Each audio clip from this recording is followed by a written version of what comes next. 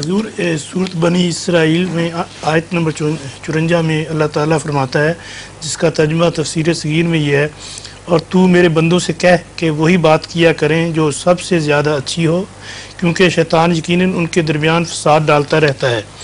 شیطان انسان کا کھلا کھلا دشمن ہے۔ اس کے علاوہ اللہ تعالیٰ سورت شمس میں آیات 8 اور 9 میں اللہ تعالیٰ انسان سے کے متعلق فرماتا ہے کہ جس کا ترجمہ تفسیر صغیر میں یہ ہے، اور انسانی نفس کو بھی اور اس کے بے عیب بنائے جانے کو شہادت کے طور پر پیش کرتا ہوں کہ اس اللہ نے نفس پر اس کی بدکاری کی راہوں کو بھی اور اس کے تقوی کے راستوں کو بھی اچھی طرح کھول دیا ہے۔ اب سوال پیدا ہوتا ہے کہ جب اللہ تعالیٰ نے انسانی نفس کو بے عیب بنایا ہے اور اس پر بدکاری اور تقوی کے راستوں کو بھی کھول دیا ہے، تو پھر شیطان کس طرح انسان کو ورگلاتا رہتا ہے؟ آپ نے جس طرح سوال اٹھایا، میرے خیال میں تو سوال بنتا ہی کوئی نہیں، ہرگز کوئی سوال نہیں بن رہا۔ بات یہ ہے کہ انسان پر جب اس کی تقوی اور بدی کی راہیں کھول دیں تو ظاہر ہے کہ دونوں اختیار کرنے کا اس کو حق دے دیا۔ جب حق دے دیا ہے تو شیطان اس کو استعمال کیوں نہ کرے؟ اور یہی اس کا مکالمہ ہوا ہے اللہ تعالیٰ کے ساتھ۔ اس نے کہا مجھے مہلت دے، تو یہ جو مٹی کے بنے ہوئے لوگ ہیں جن کو تو نے مجھ پر فضیلت دے دی ہے، میں دکھا دوں گا کہ یہ میری عبادت کریں گے تیری بجائے۔ ساتھ اس نے خود بھی کہا الا عبادک المخلصین، یہ کیا ہے؟ مخلصین ہیں جو بھی ہے۔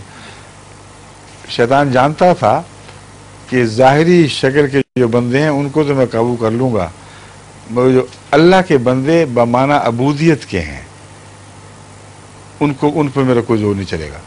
جواب میں بھی اللہ تعالیٰ نے یہی فرمایا، جو مرضی کرنا کر، سب کچھ اپنے گھوڑے دوڑا لے، اپنے پیادہ لیا، لیکن جو میرے بندے ہیں وہ میرے ہی رہیں گے، وہ تیرے نہیں ہو سکیں گے۔ تو عبودیت کے دو مفہوم ابھرے، ایک بحیثیت انسان کے جو عامت الناس میں انسان کہلاتا ہے، ایک حقیقی انسان جو انسانی تقاضے پورے کرتا ہے اور اعلیٰ بشریت کے تقاضے پورے کرتا ہے، ان کے اوپر کوئی شیطان کا زور نہیں چلتا۔ مگر جب دو رستے آپ نے آیتیں پڑھ کے سنائی ہیں، دو رستے خدا نے خود بنائے اور کھول دیے اور شیطان کو اجازت بھی دے دی، تو وہ دخل کیوں نہ دے؟ پھر اس کو اللہ نے چھٹی دی ہوئی ہے، آپ کون ہوتے ہیں روکنے والے؟ ہاں آپ رک سکتے ہیں، اس سے اپنے آپ کو روکیں، شیطان کو کرنے دے جو کرتا ہے۔ ٹھیک ہے کہ الا عبادک منہم المخلصین، ہاں عبادک منہم المخلصین، ہاں الا عبادک۔ اور شیطان نے بھی یہ بات، آخر وہ جانتا تو سب کچھ تھا نا، جان بوجھ کے بڑا شیطان بنا ہے، اس لیے بات بڑی گہری کرتا ہے۔ کہتا ہے عبادت تو وہ بھی تیرے ہی ہیں نا ایک قسم کے، آخر سب کو تو نے پیدا کیا، مگر ان میں جو مخلص ہیں ان پہ میرا داؤ نہیں چلے گا۔ یہ پکی بات ہے، یہاں بے اختیاری ہے۔ جواب میں اللہ تعالیٰ فرماتا ہے لیس لک علیہم سلطان، ان عبادی لیس لک علیہم ان عبادی لیس لک علیہم سلطان الا من اتبعک من الغاوین۔ ہاں، خدا نے بھی عبادی کے مضمون کو عمومی طور پر پہلے بیان فرمایا ہے۔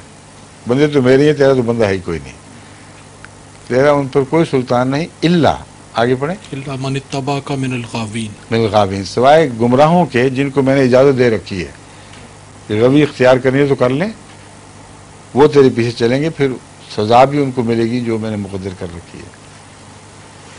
ہاں جی۔